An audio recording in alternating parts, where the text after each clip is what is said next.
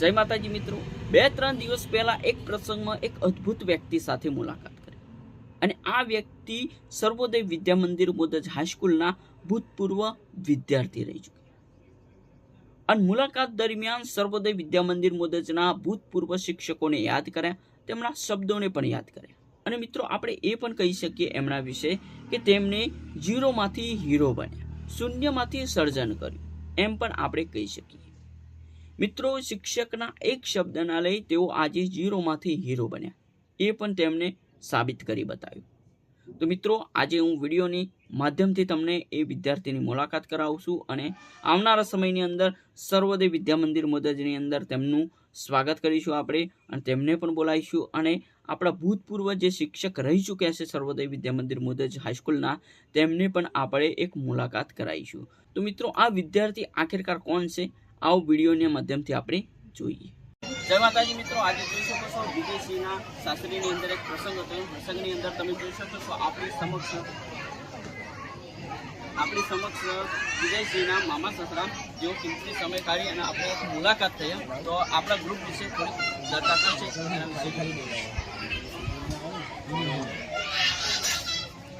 તમને કહું, ખરેખર તો 91માં સર્વોદય વિદ્યાલય ખરી ને તે હું ભણેલો અને ત્યાં મારો પાયો થયેલો।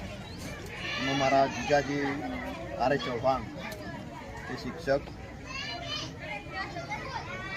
GS ચૌહાણ, બીજી ચૌહાણ મનુભાઈ ધન્ય છે કાલે તમે મને મળ્યા।